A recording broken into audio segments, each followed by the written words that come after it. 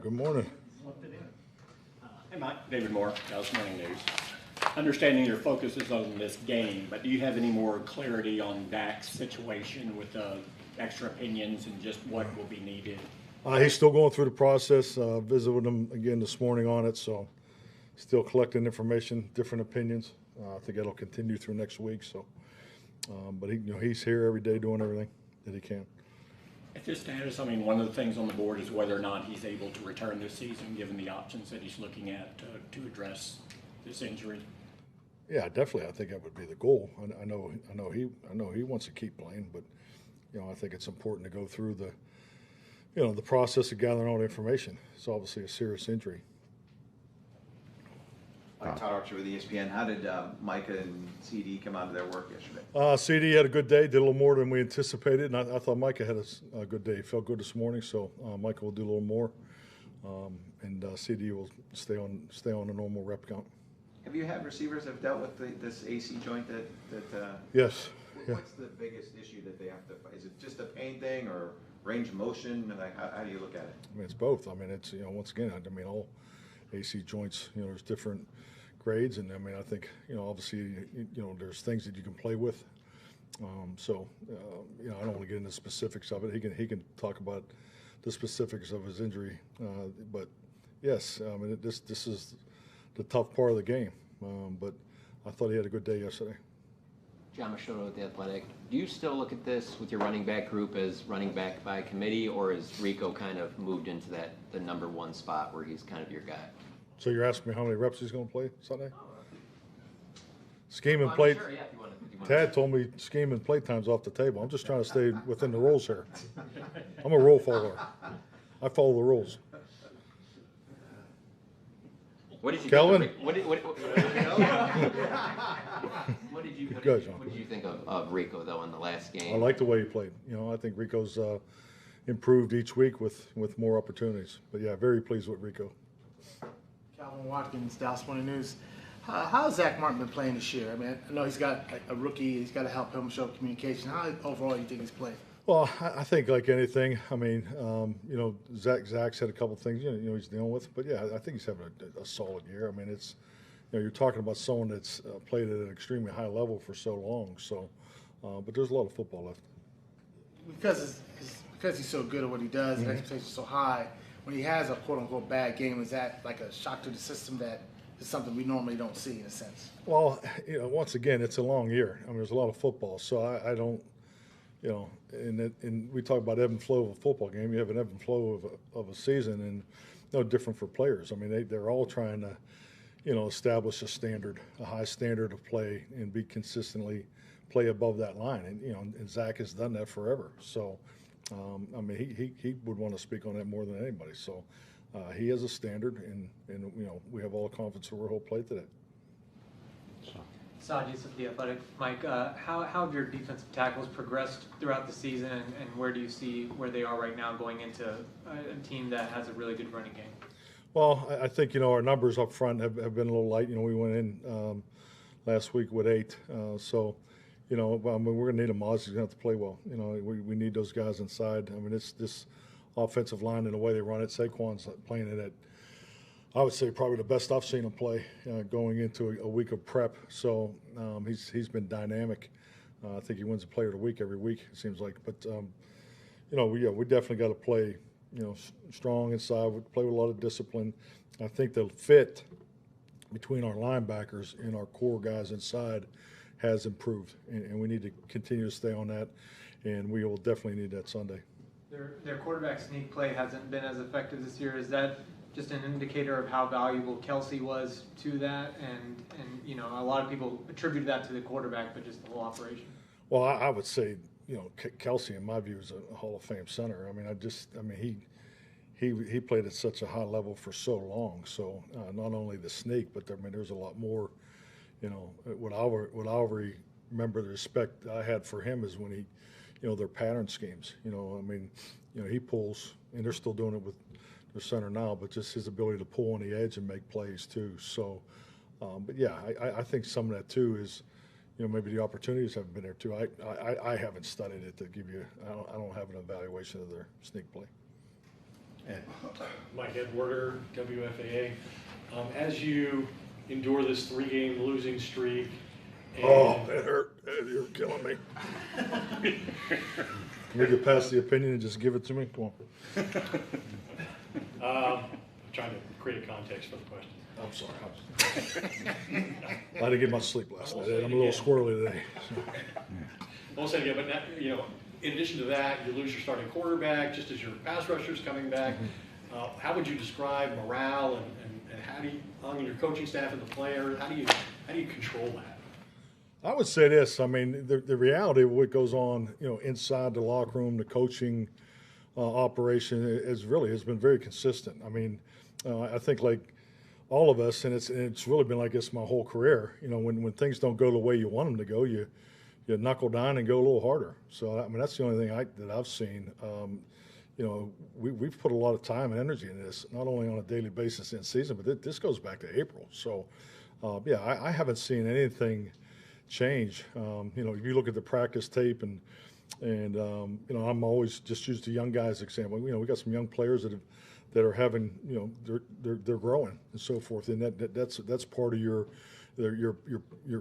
practice climate that's established here. So I haven't seen any drop off. The weight room. I mean, discipline. I'm just looking for situations, but yeah, this particular team is clearly is a very consistent football team. But yeah, I mean, morale. I mean, we all want to win. I mean, it's frustrating when you don't win, and it's hard, and because you got to answer questions like this too. That's part of our job.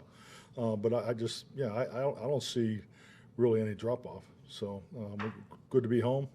Need to win a home game. I won a home game this year. How unthinkable is that to you? That you have, as dominant as you guys have been Well, at home the last 2 years, that you haven't won a home game. That would have been my answer. Just the way we've played the last 2 years. I would have never thought that. I would have never thought that. Aaron. Aaron Cousins, Lone Star Live, kind of building off that morale question, with Dak hurt and Zeke gone through his stuff, have you noticed anybody step up leadership-wise, or is that important to you to have particular guys fill leadership? I would say people are. It's more action than vocal right now, and I think that's the way it should be. No one wants to really hear a whole lot of extra, but we do have vocal leaders.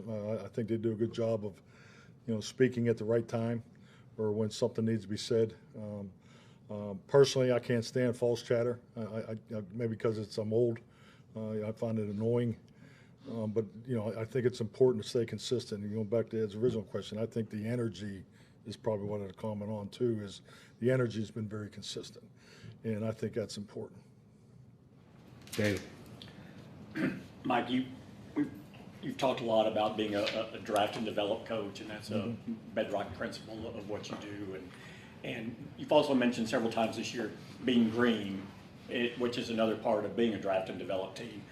How key is it every offseason when you're draft and develop like you are to analyze kind of that veteran safety net on how many of them you let go so you don't leave yourself too young in certain areas? I mean, how big a part of that is then the evaluation year in, year out? Well, I do think the formula, and it's hard to do it every year because you got the whole financial realm over here that's critical to the process of putting together a roster.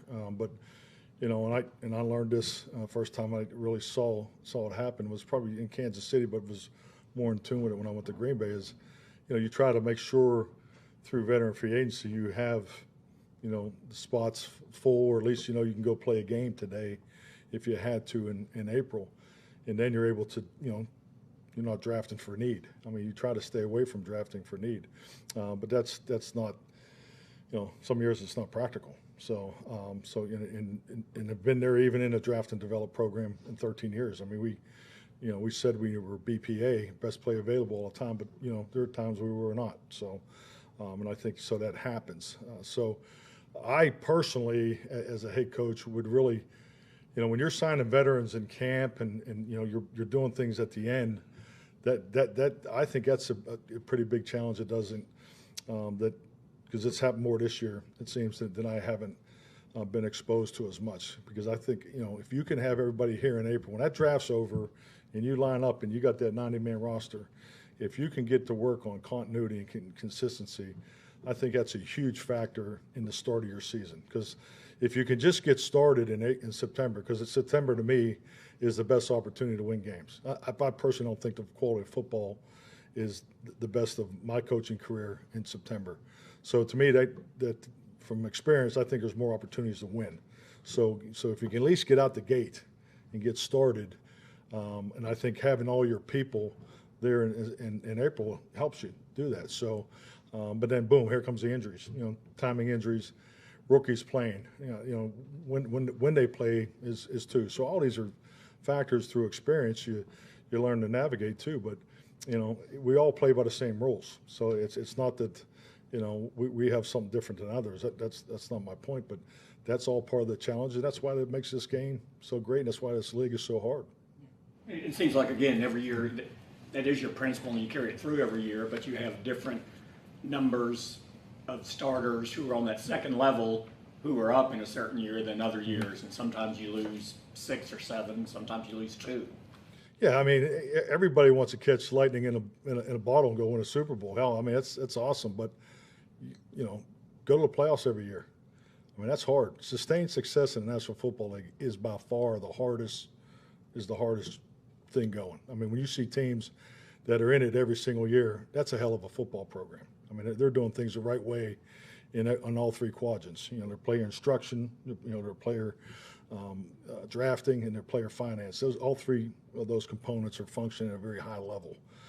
So, being a one-year wonder, and it's happened, and it's important. I mean, if you can get in the playoffs and play your best football in December and January, it's been proven. You have a great opportunity to maybe win one. But to build it for the long haul, you have to draft and develop. I don't know any other way. I mean, the numbers tell you that. The depth of your football team is critical to that. So those are all very, very important factors.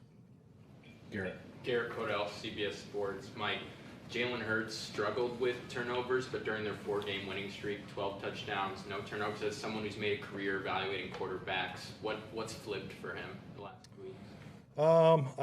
I haven't watched them that close to give you an opinion on the earlier games, but I think the obvious is the answer to your question. I mean, you got to take care of the football. So I mean, we went through the same thing. You can't you're never going to win a game that you're -5. Hell, we won a game that we're -3. And I don't know if I've ever done that before in Pittsburgh. So you got to take care of the ball. I mean, there's no any way to shake it. Whether it's the fundamentals of how you carry it, the decisions you're making, the quarterback, or you're not catching it, and or they're making plays. There's the tremendous amount of training that goes in to ball extraction. I think it's the highest that I've ever seen in my career in this league, the ability to take the ball away. So, and I think we talked about this in here last week or 2 weeks ago, taking the helmet out of the game, the skill level of the defenders and the coverage units taking the ball away, it's awesome. We show a video every week.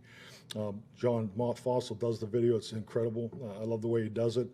And it's a weekly, it goes through every game, all 16 games, and it's all about, one of the sections is about ball security. So it's constantly drilled because you have to have it too, and that's where, we need to flip it here, and we were +1 last week, and we need to build off of that. Sydney. Coach, Sydney Staples, D210 Sports. How has that energy surrounding Ezekiel Elliott been so far this week? Good. He's come in, and we sat down and talked on Monday, or maybe it was Tuesday. But he's jumped right in. He's had a good week. So Zeke has a bright light. He's got a lot of personality. So he's having a good week. Todd. You talked a little bit about the home deal. Have you changed anything about your schedule, plan, guys staying in hotels, not staying at home now, anything like that? Yeah, we've adjusted the schedule a little bit. Anything you wanna share? No, not really. Calvin. How much will Bland do today? He'll be working with Britt today. Yeah, he's still in the rehab group. Is that foot still sore? Is that the biggest thing with him? Just the soreness in that foot? Yeah, I mean the specifics. He's still having symptoms. That's really what's communicated. So the specifics are, really for him to speak on. Ed. The importance of leadership in situations like this, and then what do you lose in that regard with Dak? Since he's such a driving force here in the locker room, you lose that with him, or is he still able to be that when he's not playing? Well, I think like anything, particularly with Dak, because he's such a excellent leader and respected. So obviously when you're not on the field, it obviously the opportunity decreases. But the support that he gives Cooper and the support that he gives the other players, it's really an opportunity for those men to step up and take advantage of this void in leadership too. So, but he really gets that. So. He broke down the offense here at the end of the walkthrough. So he's still very much involved. All righty, thank you, Mike. Thank you.